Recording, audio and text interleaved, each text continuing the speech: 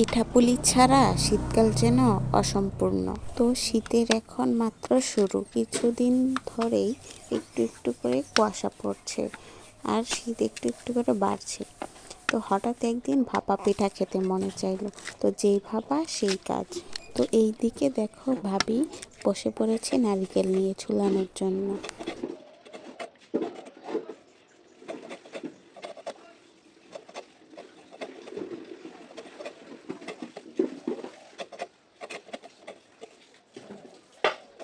এরপর ভাবি নারকেলগুলো কুড়িয়ে নিচ্ছে। তো দেখো এইগুলো হলো আমাদের গাছের নারকেল।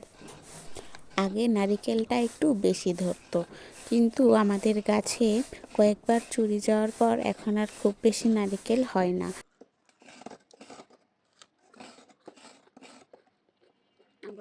আর দেখো এই দিকে বসে বসে আমি কি করছি, নারকেল ফাটানো হলে এইভাবে আমি সাইড থেকে কামড়ায় কামড়ায় নারকেল খাই।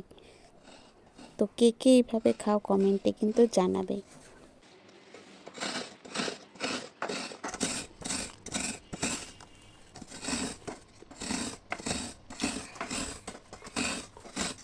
ভাবি নারকেল কুড়াচ্ছে আর এই দিকে আমি বসে বসে আকাম করতেছি।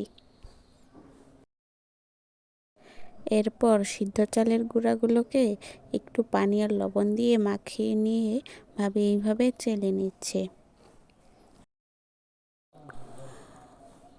আমি চেক করে একটু দেখতেছিলাম যে ঠিকঠাক হয়েছে কিনা।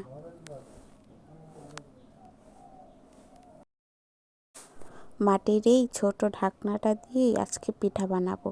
তো এটা অনেক দিন আগের, ভাবি তাই এটাকে পরিষ্কার করে নিয়ে একটু আগুনে পুড়িয়ে নিয়েছে।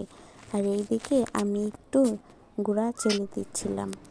সব কিছু রেডি হয়ে গেছে, তো এখন পিঠা বানানোর পালা। তো এখানে আমি গুড়টা আর নারকেলটা দুইটা লেয়ারে দিব।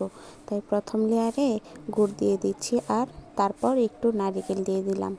এরপর আমি গুঁড়া দিয়ে এর উপর আবার গুড় আর নারকেল দিয়ে দিব।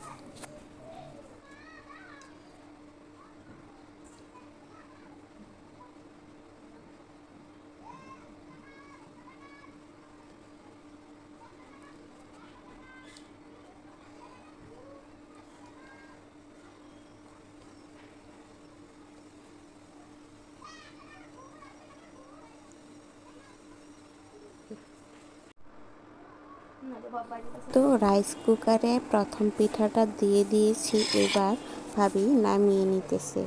তো দেখবো যে কেমন হয়েছে। তো এটা হলো প্রথম পিঠা, তাই এটা একটু সিদ্ধ কম হয়েছে, তাই ফেটে গেছে।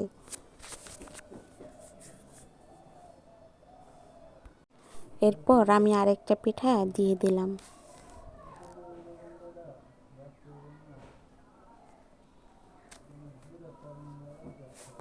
দেখো কেমন সুন্দর হয়েছে, একদম সফট আর গুড়টা কত সুন্দর লাগছে ভিতরে। 2 লেয়ারে দেওয়ার কারণে দেখতেও সুন্দর লাগছে আর খেতেও অনেক মজা লাগবে। তো দেখো আমি বসে বসে পিঠাটা খেয়ে নিচ্ছি, যে দেখতেছি কেমন হয়েছে। তো খাওয়ার পরে এত মজা লাগলো। এইবার বছরের প্রথম পিঠা। তো ভিডিওটা কেমন লাগলো কমেন্টে কিন্তু জানিয়ে যাবে।